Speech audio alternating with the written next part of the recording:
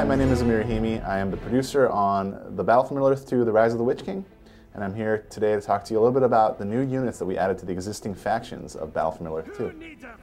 When determining what the feature set for The Rise of the Witch King was going to be, we really wanted to deliver on what the community wanted.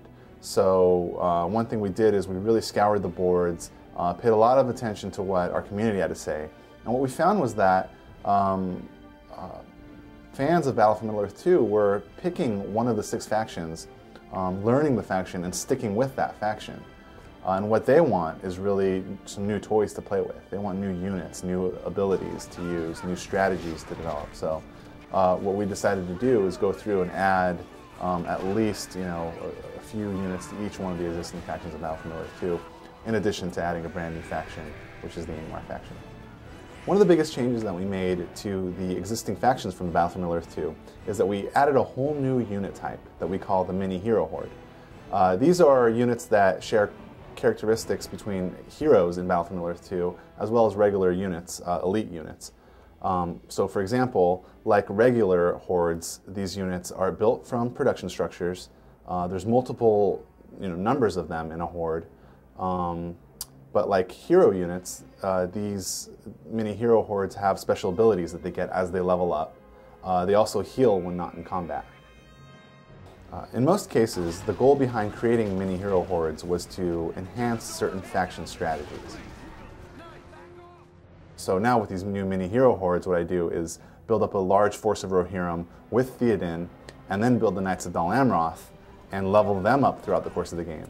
At level 7, they get a glorious charge power that's similar to Theoden's. So you can imagine not only Theoden with his Rohirrim, but also these knights charging into a battle. My favorite mini hero horde in The Rise of the Witch King is the Isengard Deathbringers. So first of all, these guys have a really cool look.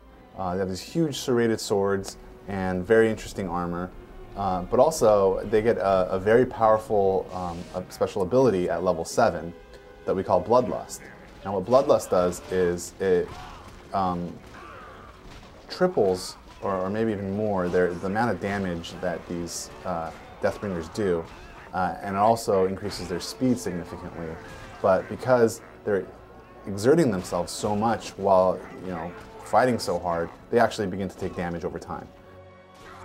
In addition to the mini hero hordes, we've also added several new heroes and regular units to the existing factions of Battle for Middle-earth 2.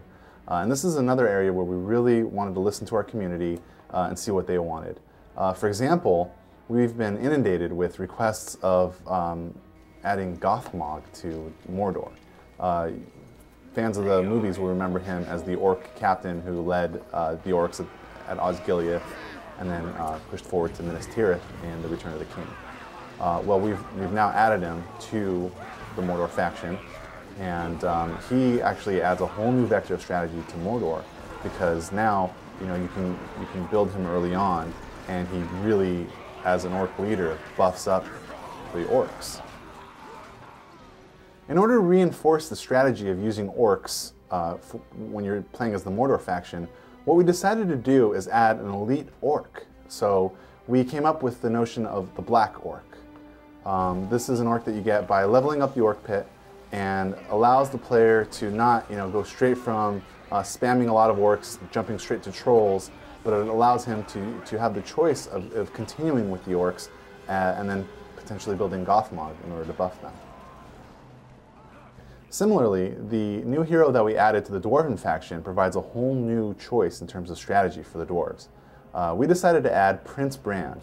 For fans of the fiction, they'll recognize him as the son of King Brand from The Hobbit. Prince Brand is an archer hero. He's the only non-dwarven hero that the dwarves get, and what he does is he really buffs up the Men of Dale. In addition to the Noldor warriors, the elves also get the Linden Horse Archers. As the name suggests, these are archers that are on horseback, and what it does is it gives the elves a very sort of fast archer option, and anyone who knows the elven faction knows how deadly that can be. I believe we've been able to capture and keep the spirit of the individual factions so that they generally feel and play the same way. But what the new units to these existing factions do is that they enhance certain core strategies as well as introduce brand new ones.